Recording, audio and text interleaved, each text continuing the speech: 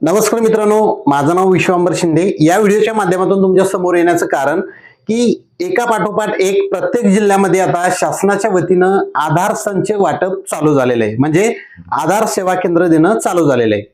तर तुम्हाला देखील आधार सेवा केंद्र चालू करायचं असेल तर त्यासाठी तुमच्याकडे काही गोष्टी असणं गरजेचं आहे। ते पहिली गोष्ट म्हणजे तुम्ही 12वी पास असणं गरजेचं आहे आणि त्यानंतर तुम्ही NSCIT एक्झाम म्हणजे आधारची एक्झाम, आधार सुपरवायझर एक्झाम पास असणं गरजेचं आहे। मग तुमच्या मनामध्ये प्रश्न येईल की त्यासाठी आधार ऑथरायझेशन लेटर लागतं, ते कुठून मिळणार? तर ते तुम्हाला याच व्हिडिओच्या खाली डिस्क्रिप्शन मध्ये मिळणार आहे। ते डाउनलोड करून त्याची तुम्ही प्रिंट घेऊ शकता। आता ते प्रिंट घेतल्याच्या नंतर त्यावर तुम्ही सब रजिस्टर एजन्सी कोणती आहे, म्हणजे तुम्हाला कोणत्या एजन्सी अंतर्गत आधार मध्ये काम करायचे त्यांचा सही आणि शिक्का असणं गरजेचं आहे। तर तो शिक्का कुठून मिळणार तुम्हाला? जर तुम्हाला CSC मधून आधार केंद्र मिळणार असेल तर तुम्ही डिस्ट्रिक्ट मॅनेजर कडून सही शिक्का त्यावरती घेऊ शकता। जर तुम्हाला पोस्टाकडून मिळत असेल तर पोस्टाकडून, कोणत्या बँकेकडून मिळत असेल तर बँकेचा सही शिक्का, अशा पद्धतीने। आणि जर कोणत्या तुम्हाला कोणाचाच मिळत नसेल आणि जर तुम्ही एखाद्या महाई सेवा केंद्रावरती ऑपरेटर म्हणून काम करणार असाल तर त्या महाई सेवा केंद्राचा सही आणि शिक्का देखील त्या आधार ऑथरायझेशन लेटरवरती चालणार आहे। तर त्यासाठी कशा पद्धतीने फॉर्म भरायचा याची संपूर्ण माहिती तुम्हाला या व्हिडिओच्या माध्यमातून मी देणार आहे। आपल्या चॅनलवरती तुम्ही पहिल्यांदा असाल तर चॅनलला सबस्क्राइब करून ठेवा, म्हणजे असेच माझे महत्त्वपूर्ण वेळोवेळी व्हिडिओ तुम्हाला भेटत राहतात। चला तर मित्रांनो, व्हिडिओ सुरू करूया।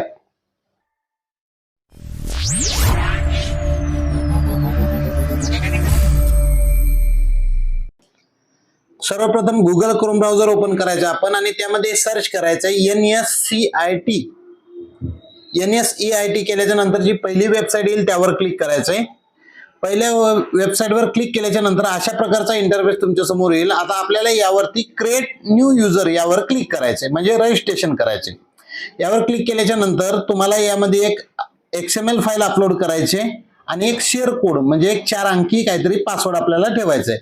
आता तो कुठून घ्यायचा, कसा मिळवायचा? तर एक नवीन वेगळं पेज आपल्याला वरती ओपन करायचंय आणि त्यामध्ये आधारची ऑफिशियल वेबसाईट म्हणजे myAadhar.uidai.gov.in ही आधारची ऑफिशियल वेबसाईट वर आपल्याला आपला आधार क्रमांक टाकून लॉग इन करायचे, म्हणजे ज्यांचा आपण फॉर्म भरणार आहोत त्यांचा।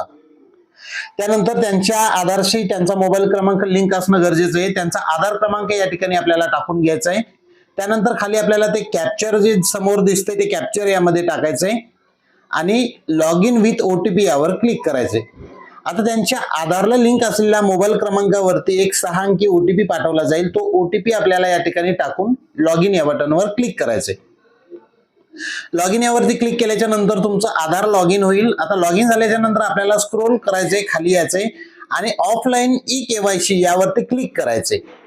आता 4 अंकी शेअर कोड तुम्ही काहीही टाकू शकता या ठिकाणी, 1 2 3 4 टाकलात तरी चालेल आणि डाउनलोड यावर क्लिक करायचं। आता आधारची XML फाईल आपल्या डाउनलोड फोल्डर मध्ये डाउनलोड झालेली आहे।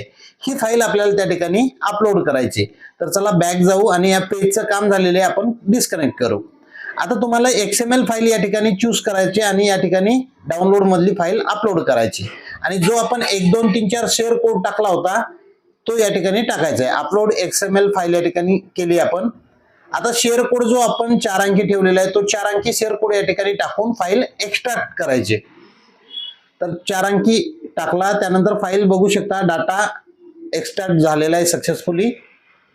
ओके करायचंय। आता या ठिकाणी तुम्हाला तुमचा मोबाईल क्रमांक टाकायचा आहे आणि व्हॅलिडेट यावर क्लिक करायचंय। आता तुमचा मोबाईल क्रमांक व्हॅलिडेट झाल्याच्या नंतर तुम्हाला सेंड OTP यावरती क्लिक करून तुमच्या मोबाईलवरती एक OTP पाठवला जाणार आहे। तो OTP तुम्हाला या ठिकाणी टाकून घ्यायचा आहे आणि OTP टाकल्याच्या नंतर खाली तुमची मोबाईल नंबरच्या नंतर मेल ID देखील तुम्हाला यामध्ये आता रजिस्टर करायचे। या ठिकाणी तुमच्या मोबाईलवर आलेला OTP या ठिकाणी टाकून घेतो मी। अशा पद्धतीने OTP व्हेरीफाय करायचा आहे आणि आता ईमेल ID या ठिकाणी टाकायचे। याचे नोटिफिकेशन या आपल्या ईमेल ID वरती येतात, ऍडमिट कार्डचं आपल्याला नोटिफिकेशन वगैरे यावरती येतं। तर या ठिकाणी जीमेल ID आपला जो काय असेल तो टाकून घ्यायचा आहे। त्याच्यानंतर शो XML यावर क्लिक करायचे, म्हणजे जी फाईल आपण आता अपलोड केली त्यामधनं पूर्ण आधारवरचा डाटा आपला यामध्ये घेण्यात आलेला आहे। शो यावर क्लिक केल्यावर तुमचा आधारमध्ये असलेला फोटो संपूर्ण माहिती यामध्ये ऑटोमॅटिक कॉपी झालेली असेल. आता होम पेजवर याल तुम्ही. तुमचा युजर आयडी आणि पासवर्ड या ठिकाणी क्रिएट केलाय. याचा तुम्ही मोबाईलमध्ये फोटो काढून घेऊ शकता. हा तुमचा युजर आयडी आहे आणि हा या ठिकाणी दिलेला समोरचा तुमचा पासवर्ड आहे. तर हा युजर आयडी आणि पासवर्ड आपण फोटो काढून घ्यायचा आहे आणि आता होम पेजवर जाऊन परत आपल्याला लॉग इन करायचंय. तर तुमच्या मोबाईलवर टेक्स्ट मेसेजद्वारे देखील हा SMS आलेला असेल. या ठिकाणी आता युजर आयडी आपल्याला टाकून घ्यायचा आहे. युजर आयडी टाकल्याच्या नंतर खाली आपल्याला पासवर्ड टाकून लॉग इन करायचंय. अशा पद्धतीनं मी या ठिकाणी युजर आयडी टाकलाय. आपला पासवर्ड देखील या ठिकाणी टाकून साइन इन करतो.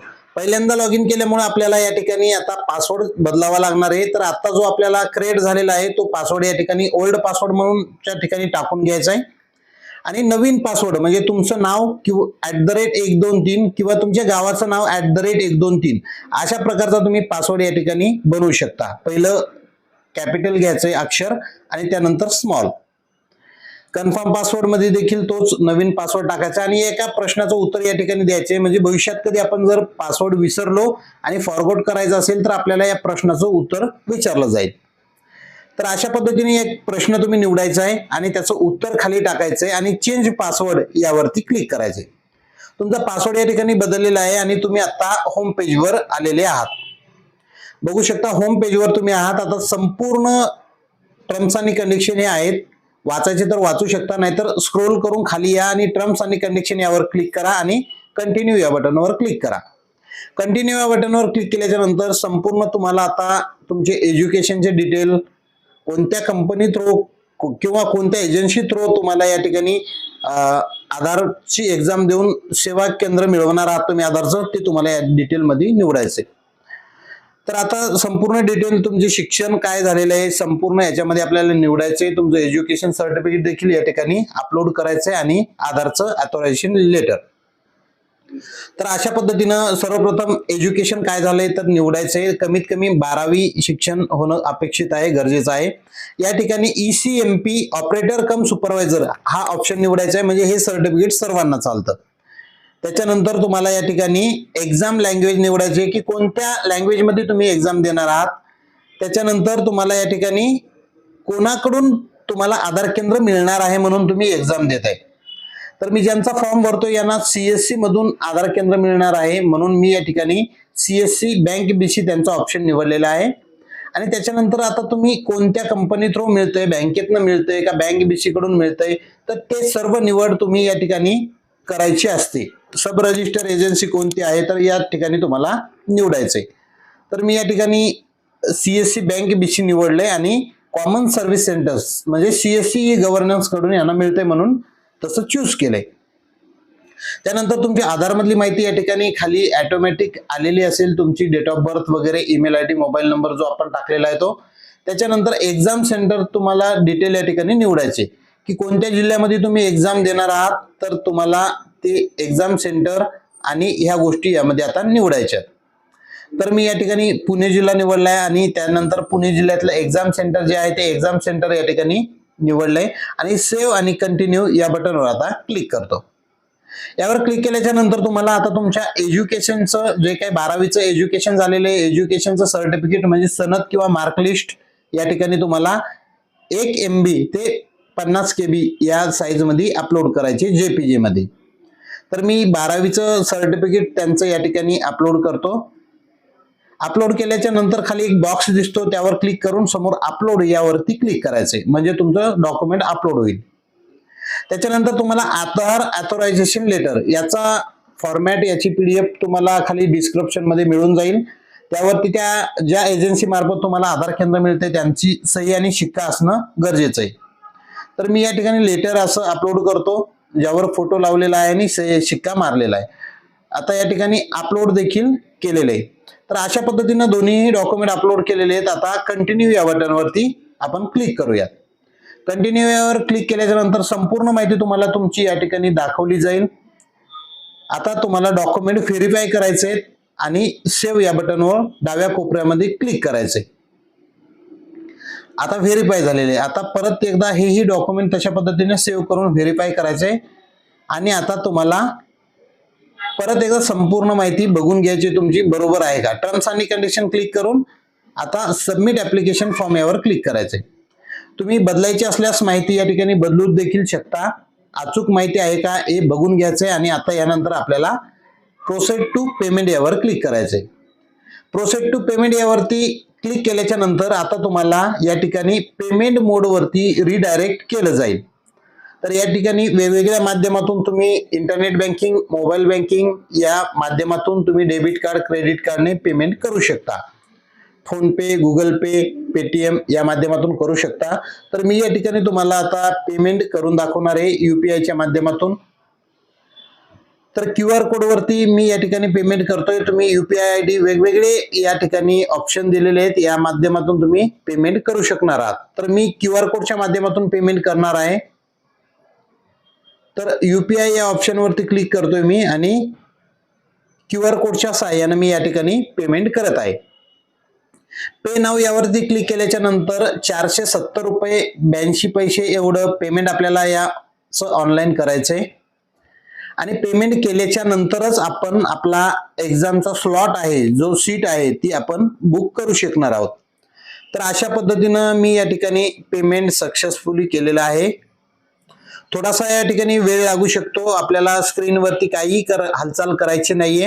पेमेंट केल्याच्या नंतर ऑटोमॅटिक स्क्रीन म्हणजे थांबत नाहीये, तोपर्यंत आपल्याला काहीही करायचं नाहीये. तर पेमेंट सक्सेसफुली आपलं झालेलं आहे. आता बुक सीट यावरती क्लिक करायचे. बुक सीट यावरती क्लिक केल्याच्या नंतर आता सीट अवेलेबल ज्या आहेत त्या तुम्हाला या ठिकाणी दाखवल्या जातात. जर तुम्हाला घाई असेल, लवकर एक्झाम द्यायची असेल तर तुम्ही म्हणजे एक्झाम डिटेल चेंज करून इतर जिल्ह्यामध्ये देखील तुम्ही एक्झाम देऊ शकता. जर आपल्याला पाहिजे तितक्या लवकर या ठिकाणी एक्झाम आपला स्लॉट जर बुक होत नसेल तर तुम्ही काय करू शकता, संपूर्ण सेंटर म्हणजे चेंज करू शकता. बघू शकता चेंज याच्यावरती क्लिक करायचंय. तुम्हाला टेस्टचे डिटेल चेंज करायचे, यावर क्लिक करायचंय.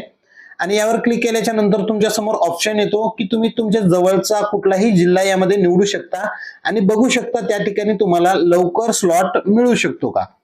जर तुम्हाला लवकर स्लॉट त्या ठिकाणी मिळू शकत असेल आणि तुम्हाला जर लवकर एक्झाम द्यायची असेल तर तुम्ही या ठिकाणावरून तसं जिल्हा बदली करू शकता आणि त्याच एक्झाम सेंटरवर त्या जिल्ह्यामध्ये जाऊन देखील तुम्ही एक्झाम देऊ शकता. तर बघू शकता आपण जिल्हा या ठिकाणी चेंज केलाय आणि या ठिकाणी आपल्याला या तारखेला 2 सीट अवेलेबल आहे असं दाखवते. तर आपण बुक यावरती क्लिक करतोय आणि आता या ठिकाणी कन्फर्म करतोय. अशा पद्धतीनं बघू शकता कन्फर्म यावर क्लिक केल्याच्या नंतर तुम्हाला नोटिफिकेशन येईल आणि तुमची एक्झामची शीट जी आहे, स्लॉट जो आहे तो कन्फर्म झालेला आहे. हे ऍडमिट कार्ड तुमच्या समोर आलेलं आहे. हे ऍडमिट कार्ड आता आपण डाउनलोड करू शकतो आणि एक्झामला जाताना ऑथरायझेशन लेटर, आधार कार्ड, पॅन कार्ड आणि हे ऍडमिट कार्ड ह्या गोष्टी तुम्हाला घेऊन जाणं अपेक्षित आहे, गरजेचं आहे. तरच तुम्हाला आत सोडलं जाईल. तर अशा पद्धतीने मित्रांनो महत्त्वपूर्ण व्हिडिओ होता. व्हिडिओ आवडला असेल तर आपल्या चॅनलला सबस्क्राईब करायला विसरू नका. व्हिडिओला लाईक करा. आवडला असेल तर आपल्या मित्रांना देखील हा व्हिडिओ जास्तीत जास्त पाठवा. आणि असेच आमचे नवनवीन व्हिडिओ आपल्याला भेटत राहावे असं वाटत असेल तर व्हिडिओच्या डिस्क्रिप्शन मध्ये आमच्या व्हॉट्सअप चॅनलची लिंक, टेलिग्रामची लिंक या लिंक दिलेल्या आहेत. आपण तिथून आमचा चॅनल देखील जॉईन करू शकता आणि असेच आमचे नवनवीन व्हिडिओ आपल्यापर्यंत पोहोचू शकता. चला तर मित्रांनो, व्हिडिओ आवडला असेल तर लाईक करा, शेअर करा. जय हिंद, जय महाराष्ट्र. धन्यवाद.